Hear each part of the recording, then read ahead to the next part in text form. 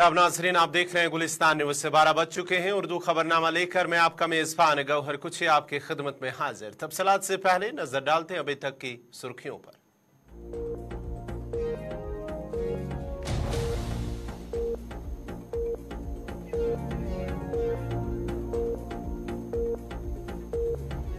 Israel Hamas जंग 76वें रोज भी जारी। इजरायली फौज की 24 घंटों में गजा के 230 मकामात पर बमबारी। 100 से जायद फलस्तीनी जाम बहक फलस्तीनियों की तादाद 20,000 से जायद।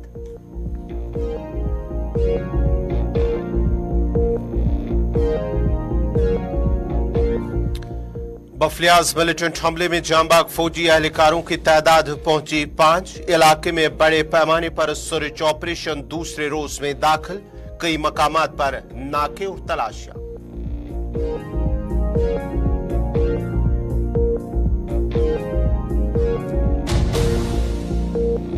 और अरकान पार्लियामेंट की मुअत्तली के खिलाफ इंडिया इत्तेहाद का मुल्कगीर एहतजाज। दिल्ली के जंतर मंतर पर भी अपोजिशन लीडरान का हुआ एहतजाज।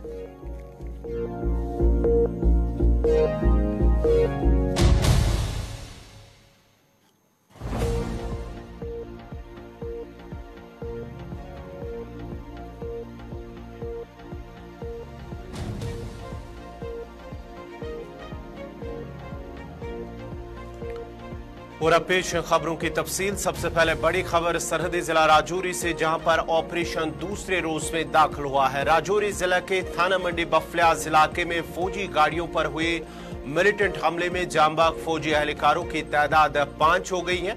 गुज़िश्ता शाम बफलियाज के डीके गली में मिलिटेंटों ने फौजी गाड़ियों पर अंधाधुंध गोलियां चलाई, जिसके नतीजे में कई फौजी एहलकार जख्मी हुए, जिनमें से 4 जांबाग जबकि दीगर 3 जांबाग हुए, जबकि दीगर 3 फौजियों को इलाज मुआवजे के लिए अस्पताल मुंतकिल किया गया। ताहम इलाज के दौरान एक और फौजी एहलकार जिंदगी की जंग हार गया, जिसके साथ ही जांबाग फौजी एहलकारों की तादाद 5 हो गई। हमले के फौरन बाद फोर्सेज ने एक वसी इलाके को मुहासरे में लेकर हमलावरों की तलाश बड़े पैमाने पर शुरू कर दी। ताहम अंधेरे की वजह से ऑपरेशन को गुज़िश्ता रात ही मुअत्तल किया गया और आज सुबह दोबारा ऑपरेशन शुरू होते ही कई मकामात पर फोर्सेज ने नाके लगाए और गाड़ियों की चेकिंग की जा रही है, जबकि मुसाफिरों के भी शनाख्ती कार्ड कई मकामात पर चेक किए जा रहे थे। इस खबर में तफसीलात के लिए सीधा चलते हैं बफलियाज, जहां हमारे साथ निसार खान हमारे साथ इस वक्त बराह रास्त जुड़ चुके हैं। निसार, जरा अपडेट कीजिएगा, आज ऑपरेशन दूसरे रोज में दाखिल हुआ है, क्या कुछ अपडेट है? जी गौहर, गुज़िश्ता शाम जो है ये मिलिटेंटों ने जो है ये फौजी गाड़ियों पर घात लगाकर हमला किया था, जिसमें जो है 3 फौजी जो है मौके पर ही हलाक हो गए थे और दीगर जो है जख्मी हुए थे उनको अस्पताल पहुंचाया गया था। लेकिन रात देर के एक फौजी जो है उसने दम तोड़ दिया और कुल मिलाकर 5 फौजी जो हैं ये हलाक हुए हैं और आर्मी और पुलिस ने पूरे इलाके को मुहासरे में लिया हुआ है और तलाशी मुहिम जो है वो जारी है। निसार, जरा अभी की जो ताजा सूरत हाल है, अभी भी कुछ इलाकों को कई मकामात पर नाके भी लगाए गए हैं जहां पर गाड़ियों की तलाशी ली जा रही है और जो गाड़ियों में मुसाफिर है उनकी भी तलाशी ली जा रही है, शनाख्ती कार्ड भी चेक किए जा रहे हैं। जी गौहर, पूरे इलाके को जो है आर्मी और सिक्योरिटी फोर्सेस ने जो है वो मुहासरे में ले रखा है। आने जाने वाली तमाम गाड़ियां जो हैं वो बंद कर दी गई हैं। थाना मंडी बफलियाज सड़क को बंद कर दिया गया है और तमाम मुसाफिरों के जो हैं वो शनाख्ती कार्ड जो हैं चेक किए जा रहे हैं और तलाशी मुहिम शुरू कर दी गई है।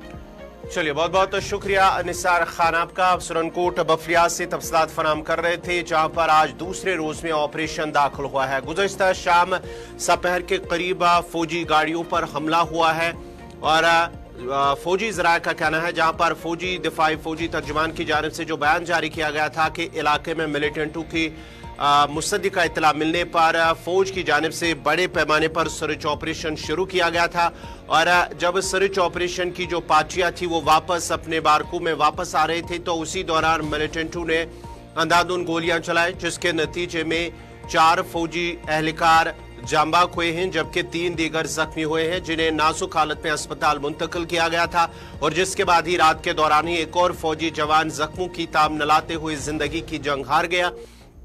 उसके बाद ही काफी देर तक इलाके में सर्च ऑपरेशन चलता रहा और अंधेरे की वजह से ऑपरेशन को मुअत्तल किया गया और आज अल सुबह ही दोबारा ऑपरेशन दूसरे रोज में दाखिल हुआ है, जहां पर फौज और पुलिस की जानिब से कई मकामात पर नाके लगाए गए थे और नाकों के दौरान गाड़ियों की तलाशी ली जा रही, चेकिंग की जा रही थी। उसके साथ साथ ही मुसाफिरों के शिनाख्ती कार्ड भी चेक किए जा रहे थे और उनसे पूछताछ भी की जा रही थी। उसके बाद ही उन्हें आगे जाने की इजाजत दी जा रही थी।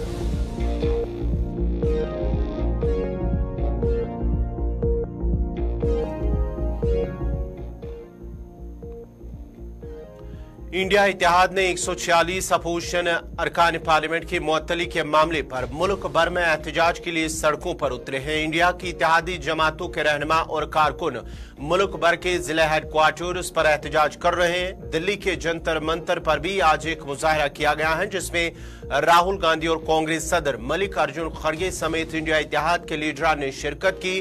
ख्याल रहे कि 13 दिसंबर को पार्लियामेंट हमले की 22वीं बरसी पर दो नौजवान लोकसभा की सामीन गैलरी से ऐवान में दाखिल हुए थे। जिस वक्त दोनों नौजवान ऐवान में कूद पड़े और हंगामा आराई की, उस वक्त ऐवान की कार्रवाई को रोकने के लिए, इसके तंत्र को पूरी तरह से ध्वस्त करने के लिए निरंतर प्रयास कर रहे हैं, क्योंकि नशा केवल एक व्यक्ति को ही नहीं बल्कि उसके सारे परिवार, समूचे सामाजिक परिवेश को पूरी तरह से ध्वस्त कर देता है, इतनी हानि पहुंचाता है जिसकी हम कल्पना नहीं कर सकते। नशे के कारोबार से जुड़े हुए व्यक्ति न केवल कानून बल्कि समाज के भी दुश्मन हैं और ऐसे अपराधियों का आज जिस गति से हमारा समाज आगे बढ़ रहा है, ज्ञान विज्ञान आगे बढ़ रहा है, हम सब आगे बढ़ रहे हैं, तो ऐसे सभ्य समाज में, ऐसे विकसित होते हुए समाज में, ऐसे आगे बढ़ते हुए भारत में कोई स्थान नहीं है। यदि हमें अपने सामाजिक ढांचे को सशक्त करना है, लोगों के जीवन स्तर को ऊंचा उठाना है, तो हमें संकल्प लेकर ये जो नशे का दानव है, नशे का जो राक्षस है, नशे की जो विकृति है, उस विकृति को समाप्त करना होगा। उसके लिए हमें संकल्प लेना होगा। आदरणीय प्रधानमंत्री जी से प्रेरणा लेकर हम निरंतर इस दिशा में आगे बढ़ रहे हैं। हमने वर्ष 2025 तक देवभूमि को ड्रग्स फ्री देवभूमि, ड्रग्स फ्री देवभूमि का हमने संकल्प लिया है और राज्य सरकार इस दिशा में तेजी से आगे बढ़ रही है। लेकिन राज्य सरकार के साथ साथ हम सब लोगों को भी आगे बढ़ना होगा। हम लोगों को भी अपने अंदर जागरूकता लानी होगी, हर एक व्यक्ति को जागरूक करना होगा। जितने लोग हमारे सबसे आगे बैठे, हेमा जोशी जी, रोहितास अग्रवाल जी, हमारे सचिव साहब, हमारे सभी, हमारे डब्बू भाई है मंडी परिषद की तरफ से चला सकते हैं। उधर हमारे रामू जोशी जी बैठे हैं खटीमा से, ये देखिए सोनू जी बैठे हैं, दीपक पाठक जी है, सारे लोग, हमारे बोरा जी समेत जो बिल्कुल सामाजिक क्षेत्र में काम करने वाले हैं। हमारे खीमानंद भट्ट जी जो अभी भी अमोड़ी से मोटरसाइकिल से वहां छतरपुर तक पहुंचते हैं। एक बार इनके ताली बजाइए। देखिए, इन्होंने जीवन में संयम, नियम, आचार व्यवहार को अपनाया, इसलिए आज इतनी आयु होने के बाद आज स्वस्थ नौजवानों से ज्यादा काम करते हैं। जम्मू कश्मीर में जिस तरह से आज एनकाउंटर हुए हैं, जिस तरह से आज वहां पर चीजें सामने आई हैं और आतंकी हमला हुआ है, उसके बाद कई पुलिस अफसरान शहीद हो गए हैं, वो मुद्दा भी आज यहाँ से कहीं ना कहीं उठाया जा रहा है। यहाँ पर जो भी पॉलिटिकल लीडर पहुंच रहे हैं वो ये भी कह रहे हैं कि सरकार 370 हटाने के बाद बड़े दावे कर रही थी कि बड़ी सुरक्षा है, लेकिन दावों की पोल खुलती हुई नजर आ रही है। यानी अपोजिशन जमातें अब सरकार को इस मसले पर भी घेर रही हैं। जो और एक और अहम इशू उठता हुआ नजर आ रहा है। देखिए, कल WFI फेडरेशन का इलेक्शन हुआ है, उसमें जो पूर्व में प्रेसिडेंट थे ब्रजभूषण, उनके जो सहयोगी है संजय सिंह, वही चुनाव जीते हैं और इससे नाराज होकर के रेसलर साक्षी मलिक ने साफ तौर पर ये कह दिया है कि वो अब रेसलिंग नहीं करेंगी और वो इससे संन्यास ले रही। तो इस बात का भी मुद्दा यहाँ पर उठाया जा रहा है। कहा जाए कि कई मुद्दों को लेकर के कहीं ना कहीं कांग्रेस पार्टी और अपोजिशन की जो जमातें हैं वो सरकार को घेरने की यहाँ से कोशिश कर रही है। हालांकि जिस दिन इस प्रोटेस्ट मार्च का अनाउंस किया गया था तो उस दिन सिर्फ ये कहा गया था कि 22 तारीख को जो हम प्रोटेस्ट करेंगे वो जो पार्लियामेंट मेंबर ऑफ पार्लियामेंट को सस्पेंड किया जा रहा है, उसकी नाराजगी जाहिर करने के लिए प्रोटेस्ट किया जाएगा। लेकिन इन बीते 2 दिनों के अंदर कई अहम मुद्दे कहीं ना कहीं सामने निकल कर आए हैं, जिस पर कांग्रेस पार्टी और आला दिगर जमातें, जो कांग्रेस की सहयोगी जमातें हैं, वो तमाम जो है सरकार से और बीजेपी से कई सवालिया निशान कर रही हैं। जिस तरह से आज जम्मू कश्मीर के राजौरी की जो घटना हुई है, वहां पर जो हमला हुआ है, कई जवान शहीद हुए हैं, इस पर भी सवालिया निशान उठाए गए हैं। साक्षी मलिक और WFI पर सवाल उठाए गए हैं। साथ ही कई और अहम मुद्दे हैं जिन पर बात की जा रही है। देखिए, कल एक और अहम चीज दिल्ली के अंदर रही। कल दिल्ली में CWC यानी कांग्रेस वर्किंग कमेटी की एक अहम बैठक हुई थी, जो कल देर शाम तक चली। लगभग 7 बजे के करीब प्रेस कॉन्फ्रेंस की जाती है और एक प्रेस रिलीज जारी की जाती है, जिसमें बताया गया है कि किन किन अहम इश्यूज को लेकर के अब आगे की लड़ाई लड़नी है, जिनमें युवाओं की बेरोजगारी है, जिसमें जो महंगाई है उस पर बातचीत होनी है, जो महंगाई के साथ बढ़ते हुए तेल की कीमतें, दाम है, वो है, साथ ही 370 और 35A का भी मुद्दा कहीं ना कहीं इस मीटिंग के अंदर चर्चा का विषय रहा। तो ऐसे में आप समझ सकते हैं कि ताबिश, आपसे जानना चाहूंगा, एक तरफ जहां पर जो अरकान पार्लियामेंट की मुअत्तली को लेकर जो एहतजाज किया जा रहा है, गुज़िश्ता कई दिनों से लगातार वो एहतजाज कर रहे हैं, लेकिन दूसरी तरफ से सरकार इस पर कोई भी जवाब नहीं दे रहा है और न ही उनकी जानिब से कोई बयान दिया जा रहा है, बल्कि सरकार की जानिब से जो मुद्दा है वो है नायब सदर और लोकसभा के चेयरमैन जिनका मजाक उड़ाया गया, वो मुद्दा बनाया जा रहा है। और वो उनका मानना है कि जब तक वो माफी नहीं मांगेंगे तब तक उन्हें माफ नहीं किया जाएगा। और बड़ा मुद्दा भी बनाया जा रहा है जो नायब सदर को जो मजाक उड़ाया गया। देखिए गौहर, दिल्ली के अंदर इस वक्त बहुत ज्यादा राजनीतिक गर्मियां नजर आ रही हैं। जैसे जैसे सर्द पारा है वैसे वैसे राजनीतिक सरगर्मियां भी बढ़ रही हैं। अगर आप देखें तो जिस तरह से vice president of India Jagdeep Dhankhar की मिमिक्री मामले में TMC सांसद कल्याण बैनर्जी को लेकर के कल बीजेपी ने देश भर के अंदर प्रोटेस्ट किया था। हालांकि बीजेपी के अलावा चूंकि जगदीप धनखड़ जाट समुदाय से आते हैं, तो ऐसे में जाट जो बिरादरियां है उन्होंने भी देश भर के अंदर प्रोटेस्ट किया था। अब बीजेपी के तमाम जो लीडर्स हैं उनका ये कहना है कि अगर जगदीप धनखड़ जो वाइस प्रेसिडेंट ऑफ इंडिया है, जो उनकी मिमिक्री की गई है, उनकी नकल उतारी गई है, उनकी मजाक बनाई गई है, अगर उस पर माफी नहीं मांगी जाती है तो आगे प्रोटेस्ट किए जाएंगे। जहां पर एक तरफ कांग्रेस पार्टी सांसद के सस्पेंशन को लेकर के प्रोटेस्ट कर रही है, वहीं बीजेपी दिल्ली के अंदर उपराष्ट्रपति जगदीप धनखड़ को लेकर के मुद्दा बनाए हुए। तो बहुत ज्यादा राजनीतिक सरगर्मियां दिल्ली के अंदर नजर आ रही हैं। हालांकि बीजेपी अब इस पूरे मामले पर खामोश नहीं होने वाली है और आगे की लड़ाई लड़ेगी। और एक और बहुत अहम और बड़ी खबर आज आपके बता दें, हम आपको हमारे नाज़रीन को यह भी बता दें कि आज दिल्ली के अंदर बीजेपी की एक अहम बैठक है। देर शाम को ये बैठक शुरू होगी। आज और कल 2 दिन ये बैठक चलेगी और इस बैठक में सभी जो स्टेट है उनके प्रेसिडेंट्स को बुलाया गया है, वहां से उनके जनरल सेक्रेटरी को, यानी कि आप समझे कि जम्मू कश्मीर के जो प्रेसिडेंट है रविंद्र रैना, वहां से जो जनरल सेक्रेटरी है रविंद्र कौल और तमाम जो दिगर लीडर हैं बीजेपी के तमाम, वो दिल्ली आज इस मीटिंग में शामिल होने के लिए पहुंचेंगे। कल भी वो इस मीटिंग में रहेंगे। अलग अलग जो स्टेट है उनके जो प्रेसिडेंट है उन सबको दिल्ली बुलाया गया है। तो आप समझिए कि कल कांग्रेस की CWC हुई थी और आज बीजेपी 2 दिन तक एक बैठक करने जा रही है और इस बैठक के अंदर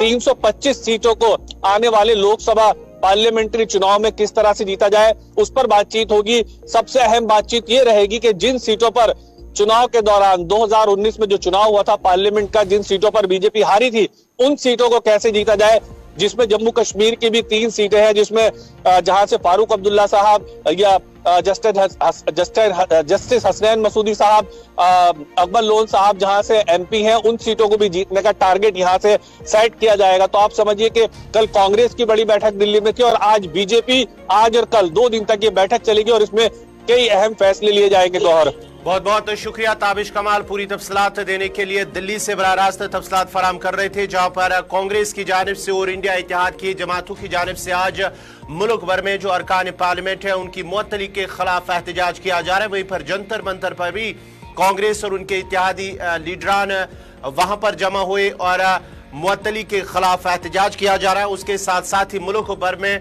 जिला सतह पर भी ये एहतजाज किए जा रहे हैं। यहाँ पर श्रीनगर के अंदर भी कांग्रेस की जानिब से एहतजाज किया गया है, जहां पर करीब 146 से ज्यादा अपोजिशन अरकान पार्लियामेंट को मुअत्तल किया गया। इस सिलसिले में मुल्क भर के अंदर एहतजाज कांग्रेस की जानिब से किया जा रहा है और श्रीनगर के कांग्रेस के पार्टी दफ्तर के अंदर भी एहतजाज किया गया। अगरचे कांग्रेस लीडरान और कारकुनान ने वहां से बाहर निकलने की कोशिश की, ताहम पुलिस ने उनकी कोशिश को नाकाम बनाया है।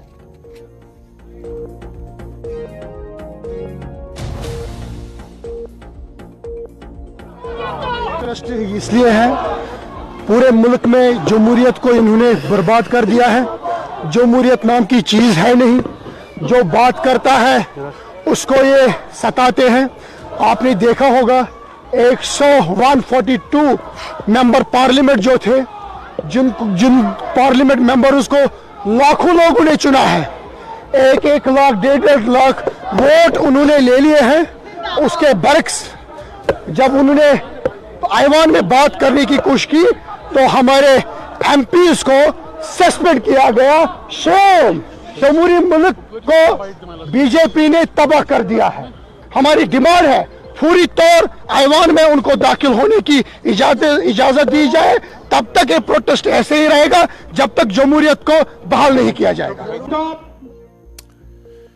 श्रीनगर के तवारीखी जामिया मस्जिद में आज 10 हफ्तों के बाद ही नमाज जुमा अदा करने की इजाजत दी गई है और आज इंतजामिया की जानिब से बाज़ाब्ता तौर पर इजाजत दी गई है नमाज जुमा अदा करने की। आपको बताते चले कि इजराइल हमास के दरमियान जंग को लेकर मुमकिन एहतजाज के पेश नजर इंतजामिया की जानिब से जहां पर लगातार 10 हफ्तों तक नमाज जुमा अदा करने की इजाजत नहीं दी गई है, वहीं आज 10 हफ्तों के बाद ही जामिया मस्जिद श्रीनगर में नमाज जुमा अदा करने की इजाजत दी गई है।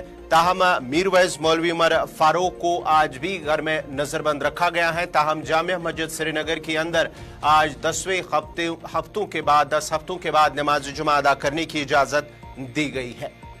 तफसीलात के लिए सीधा चलते अपने नुमाइंदे फैसल रियाज के पास। फैसल, जरा अपडेट कीजिएगा, जामिया मस्जिद श्रीनगर में आज 10 हफ्तों के बाद नमाज जुमा अदा करने की इजाजत दी जा रही है। देखिएगा और बिल्कुल आपको याद होगा कि जैसे ही इसराइल और फलस्तीन के बीच जंग शुरू हुई थी, उसके बाद जम्मू कश्मीर इंतजामिया ने फैसला लिया था कि एहतियाती तौर पे तवारीखी जामिया मस्जिद बंद रखा जाए, क्योंकि खदशात जाहिर हो रहे थे कि शायद फलस्तीन के हक में एहतिजाज होगा, जिसके बाद लॉ एंड ऑर्डर सिचुएशन जो है उसमें असर पड़ सकता है, लॉ एंड ऑर्डर सिचुएशन खराब हो सकती है। ताहम उसके बाद ही लगातार 10 जुमा मुसलसल तवारीखी जामिया मस्जिद बंद रही और उसके साथ साथ जो मौलवी मीरवैज मोहम्मद उमर फारूक थे उनको भी घर में नजरबंद रखा गया था। हम आज 10 हफ्तों के बाद इंतजामिया ने फैसला लिया है कि तवारीखी जामिया मस्जिद में नमाज की अदायगी की इजाजत दी गई और उसके साथ साथ जो है अभी इस वक्त जो है यहाँ पे बराबर दुरूद अज़कार हो रहे, तो हम मीरवैज को एक बार फिर से नजरबंद ही रखा गया, उनको यहाँ आने की इजाजत नहीं दी गई है। मुसलसल 10 हफ्तों के बाद ये 10 हफ्तों के बाद ये इजाजत जो यहाँ पे दी गई, जिसके बाद यहाँ के जो मकामी लोग हैं उनमें काफी ज्यादा खुशी इस वक्त देखी जा रही है, क्योंकि इन 10 हफ्तों के दौरान बराबर सब कुछ नॉर्मल था। हालांकि किसी प्रोटेस्ट का कोई शेड्यूल नहीं दिया गया था। उसके बाद एहतियाती तौर पे इसको बंद रखा था। हम तमाम जो यहाँ के गिरदोनवा में जो छोटी बड़ी मसाजिदें थे वहाँ पे नमाज की अदायगी होती थी। मार्केट जामिया का खुला रहता था, लेकिन तवारीखी जामिया मस्जिद नमाज के लिए बंद रहती थी। और आज एक बार फिर से ये बड़ा फैसला जो इंतजामिया ने लिया है, 10 हफ्तों के बाद तवारीखी जामिया मस्जिद को खोला गया, लेकिन अभी भी जो मीरवैज है उनको घर में खाना नजरबंद ही रखा गया है। आपको ये भी याद होगा कि 4 सालों के बाद उनको यहाँ जामिया मस्जिद आने की इजाजत दी गई थी। 2 जुम्मा उन्होंने यहाँ पे खुतबा दिया था, खिताब किया था, लेकिन 2 जुम्मा के बाद उनको फिर से हाउस डिटेंशन में रखा गया और आज एक बार फिर से उनको हाउस डिटेंशन में रखा, यहाँ आने की इजाजत नहीं दी गई था। हम जामिया मस्जिद को खोला गया है, अभी अभी लोगों को पता चला नमाज आज होने वाली है, तो अभी वही लोग जो यहाँ पे आ रहे हैं मस्जिद की तरह एंटर हो रहे हैं और वहाँ पे जो है नमाज के लिए वो अपनी तैयारियां कर रहे हैं। तो हम सिक्योरिटी के इंतजाम भी ठीक ठाक किए गए हैं। अभी अभी जो अहदेदारान थे पुलिस के, उन्होंने जामिया मस्जिद का दौरा किया और पूरी सिचुएशन का जो उन्होंने यहाँ पे जायजा लिया। उसी तरफ से भी हमें कंफर्म किया गया था नमाज की अदायगी जो है यहाँ पे होगी, जिसका हमने खुद मुशाहिदा किया कि लोग अभी आ रहे हैं, पूछ रहे कि नमाज होगी या नहीं होगी, लेकिन अंजुमन की तरफ से उनको कहा गया कि नमाज पढ़ाई जाएगी। इमाम भाई जो है यहाँ वो नमाज पढ़ाएंगे, खुतबा भी देंगे, लेकिन उनकी अभी भी यही डिमांड है कि कब मीरवैज एक बार फिर से जामिया मस्जिद आएंगे और लोगों को खुतबा देंगे।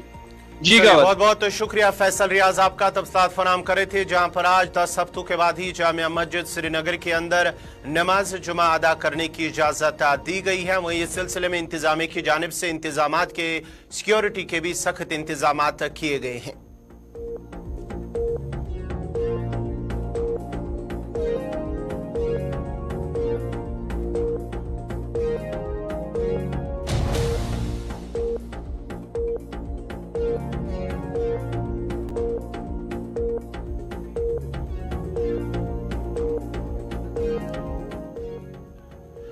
जम्मू कश्मीर जहां सिस्मिक जोन 5 में आता है और जलजले से नुकसान के ज्यादा इम्कान है, वह इंतजामिया की जानिब से किसी भी सूरत हाल से निपटने के लिए तैयार है। जिला इंतजामिया पुलवामा ने जहां पहले ही डिजास्टर मैनेजमेंट की टीमों को भी तश्कील दिया हुआ है, वहीं fire and emergency services division Pulwama को भी जदीद टेक्नोलॉजी से लैस किया गया है ताकि किसी भी इमरजेंसी से निपटा जाए। फायर एंड इमरजेंसी सर्विस अगरचे कहीं पर आग बुझाने तक ही महदूद होते हैं, वहीं अब ये किसी भी आफत के लिए तैयार है।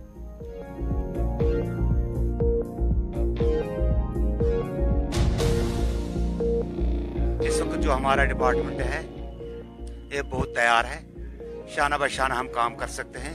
अगर कोई भी डिजास्टर हो, चाहे डिस्ट्रिक्ट में हो चाहे स्टेट में हो, किसी भी जगह कोई भी डिजास्टर हो, क्योंकि हमारा जो महकमा है ये स्टेट लेवल का महकमा है, हम हर एक जगह जा सकते हैं। चाहे जम्मू हो कश्मीर हो, हम जम्मू कश्मीर कैडर के मुलाजिम हैं, हम हर एक जगह जा सकते हैं। जहाँ पर भी डिजास्टर हो वहाँ पर हमें तैनात किया जा सकता है। हम डिजास्टर के लिए तैयार हैं। हमारे पास जदीद इक्विपमेंट्स है और भी जो इक्विपमेंट्स है डिजास्टर के इक्विपमेंट्स है वो हमारे स्टोर में इस वक्त है, ताकि लोगों को हम अवेयर करें कि हम हर एक डिजास्टर के लिए तैयार हैं। हम लोगों को आपके जरिए से, आपके माध्यम से ये मैसेज देना चाहते हैं कि हम सिर्फ आग बुझाने के लिए नहीं है, बल्कि हम हर एक डिजास्टर के लिए तैयार है। चाहे वो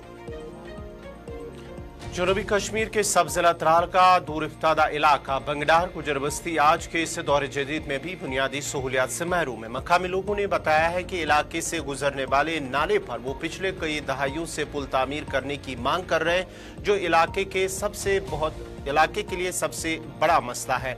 मकामी लोगों का कहना है कि इलाके में पुल न होने की वजह से यहाँ की आवाम को तरह तरह की मुश्किलात का सामना करना पड़ता है। लोगों का कहना है कि अगर इलाके में कोई बच्चा बुजुर्ग बीमार होता है तो उन्हें चारपाई पर ले जाना पड़ता है। उनका कहना है कि जब सैलाब आता है तो यहाँ पूरा इलाका दूसरे इलाके से मुनक़ता रहता है, दूसरे इलाकों से, जो कि यहाँ के लोगों के लिए बहुत बड़ा दर्द सर बना हुआ है। ताहम यहाँ के लोगों ने गुलिस्तान न्यूज का शुक्रिया अदा किया कि उन्होंने कहा कि गुलिस्तान न्यूज ने उनका मसला उजागर किया, जिससे अब उनकी बात सुन ली गई है और अंदरूनी सड़कों की मरम्मत शुरू की गई है। ताहम जो पुल की अदम दस्तियाबी है उसकी वजह से उन्हें मुश्किलात का सामना करना पड़ता है। उन्होंने अब LG इंतजामिया से मुदाखलत की अपील करके कहा कि इस पुल पर जल्द अज जल्द काम शुरू किया जाए ताकि उनका देरीना मसला हल हो जाए। तो हमें ये पुल का बहुत बड़ा मसला है। पुल है, सड़क है, कोई अगर बीमार हो जाता है, कुछ हो जाता है, हमें बहुत प्रॉब्लम हो जाती है। तो इसमें से ये आता है, सैलाब आता है, उसमें भी हमें बहुत मुश्किल होती है। तो राशन लाना पड़ता है, वो हम कांधे पे उठा के लाते हैं वो राशन। वही तो कोई बीमार होता है, डिलीवरी केस होता है, कितनों ने रास्ते में दम तोड़ दिया। क्यों? सैलाब होता है, हम यहाँ कटअप हो जाता है। ये बंगडार का एरिया है, कहीं से भी इसमें रास्ता फिर नहीं है। तो हम ये गवर्नमेंट से, गवर्नर साहब से हम ये अपील करते हैं, हमारा जल्द से जल्द ये मसला हल होना चाहिए। ये पुल का जो, मेरा नाम फाजुद्दीन गुजरा, मैं गुतरू बंगीडार का रहने वाला हूँ। यहाँ जनाब हमको बहुत प्रॉब्लम थी सड़कों की, पुल की अभी भी है, मगर जो यहाँ कोचा अंदरूनी था ये ठीक हो रहा है, मगर पुल की हमको बहुत प्रॉब्लम है, उसका कोई शुमार ही नहीं है। इस वक्त भी लुधवा से पाम्पर से ये रोड़ी लाते हैं, पार सड़क पर डालते हैं, वहाँ से यहाँ तक पुल नहीं, सड़क नहीं, कट्ठे में जो नाला है, नाले में वहाँ से उड़ार इस तरफ नहीं आ सकती गाड़ी। ये तो बहुत प्रॉब्लम है। अगर पुल हमको होना चाहिए था तो बस, बाकी हम बहुत शुक्रगुजार हैं। पूंछ में भारतीय जनता पार्टी के कारकुन की जानिब से जिला तरक्याती कमिश्नर पूंछ और SSP पूंछ के खिलाफ बयानबाजी करते हुए उन्हें तनकीद का निशाना बनाया गया और उन पर कई इल्जाम भी आयद किए गए हैं, जिसको लेकर अवाम पूंछ में शदीद गम गुस्सा पाया जा रहा है। इस सिलसिले में मंडी में साबिक मेंबर कानून साज असम्बली पूंछ शाह महमद तांत्रे की जानिब से एक प्रेस कॉन्फ्रेंस के दौरान कहा गया है कि पहली मरतबा देखने को मिला कि रूलिंग पार्टी के लोग ही इंतजामिया को अपनी तनकीद का निशाना बना रहे हैं, जो काबिल अफसोस है। सियासत में जब से आया हूं, ये पहली बार देख रहा हूं कि रूलिंग पार्टी के ही लोग इंतजामिया के खिलाफ बोल रहे हैं। या तो उनको कायदे ज़वाबित का पता नहीं है। इसका मतलब है कि जो आप इंतजामिया के खिलाफ बोलेंगे तो ये लेफ्टिनेंट गवर्नर के खिलाफ बोलेंगे। लेफ्टिनेंट गवर्नर के खिलाफ बोलेंगे तो इसका मतलब है मोदी जी की पॉलिसी से आपको मुखालफत है। आपको इंतजामिया में ऑफिसर बैठे हैं, बहुत ही शानदार काम कर रहे हैं, एक से बढ़कर एक ऑफिसर है। मुझे नहीं नजर आ रहा कि मैं किसी ऑफिसर की उंगली उठाऊं। अवाम में पुलिस नहीं देख रही है, कि पिछले 3-4 महीने में कितना स्पीड अप हुआ है काम। ये मैं आपको मिसाल दूंगा, यहाँ पे हमारा बिजली घर था, किसी डीसी ने आज तक पूछा उस बारे में कि यहाँ बिजली घर था, उसका क्या हुआ, उसको टेकअप किया। यहाँ पे हमारे एक्सीडेंट होते थे मुग रोड में, ये किसने बात की? तो किला को जो खूबसूरत बनाया जा रहा है, क्या ये डीसी साहब ने कोई अपना कोई मुकाम बनाना चाहते हैं? वहाँ पुंछ के अवाम को एक तोहफा देना चाहते हैं, पार्क डेवलप करके वहाँ लाइब्रेरी बना के गरीब बच्चे वहां पढ़ सके। इंतजामिया को अपने मामलात में जाती फायदे के लिए मत उलझाया करो। हमें तो इन ऑफिसर्स को पूरे ताउन देना चाहिए। नाज़रीन, इसी के साथ ही उर्दू खबरनामा इख्तिताम पज़ीर हुआ चाहता है। अपने मेजबान गौहर कुछ को इजाजत दीजिए। अल्लाह हाफ़िज़।